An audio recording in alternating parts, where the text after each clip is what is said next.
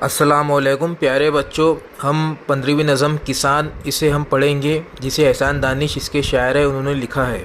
چلو ہم شروع کرتے ہیں۔ فضا ویران ہے، گرمی کی شدت ہے زمانے میں، مگر مصروف ہے بیچار دے کا حل چلانے میں، دل مجروح میں امید کی تابانیوں والے، کڑکتی دھوپ میں تپتی ہوئی پیشانیوں والے، یہی دھیکا چلاتے ہیں جو حل بنجر زمینوں میں، چراغ آرزو سے دل ہے روشن ان کے سینوں میں، یہ وہ انسان ہے دامان مشقت میں جو پلتے ہیں، جہاں سوتا ہے اور یہ آب یاری کو نکلتے ہیں، برستے بادلوں میں کھیتیاں جب لہلہاتی ہے،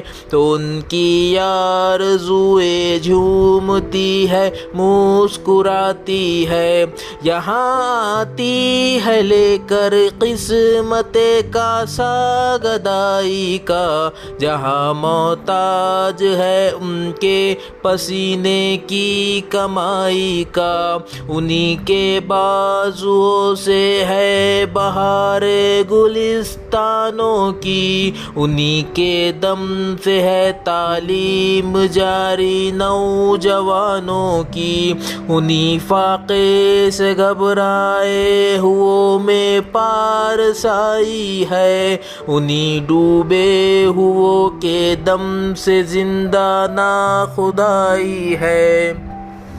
پیارے بچوں، کسان جو ہے احسان دانش اس کے شاعر ہے۔ احسان دانش 1914 عیسوی سنہ میں کاندھلا کے غریب خاندان میں پیدا ہوئے۔ غربت کی وجہ سے وہ تعلیم حاصل نہیں کر سکے، انہیں بچپن سے ہی شاعری کا شوق تھا۔ اس نظم کی تشریح، اس نظم کا خلاصہ ہم پڑھیں گے۔ شاعر کہتا ہے اس نظم میں کہ کسان گرمی کی شدت کی پرواہ کیے بغیر اپنے کھیتوں میں ہل چلانے میں مصروف رہتے ہیں۔ ان کی زخمی دلوں میں امید کی تابانیاں ہوتی ہے، اس لیے وہ کڑکتی دھوپ میں بھی بنجر زمینوں میں ہل چلاتے ہیں۔ امید کی روشنی سے ان کے دل میں روشن ہوتے ہیں۔ محنت کی گود میں پلنے والے یہ لوگ اس وقت آبیاری کے لیے نکلتے ہیں جب ساری دنیا سو رہی ہوتی ہے۔ جب بادل برستے ہیں اور کھیتیاں لہلہاتی ہے تو ان کی امیدیں جھومنے اور مسکرانے لگتی ہے۔ کسانوں کی قسمت سے دنیا والوں کی قسمتیں جڑی ہوئی ہے۔ ساری دنیا ان کے پسینے کی کمائی کی محتاج ہوتی ہے۔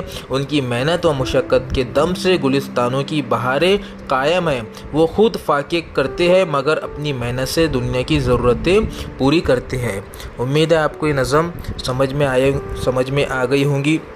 انشاءاللہ اس کے بعد ہمارا اگلا سبق ہم دیکھیں گے۔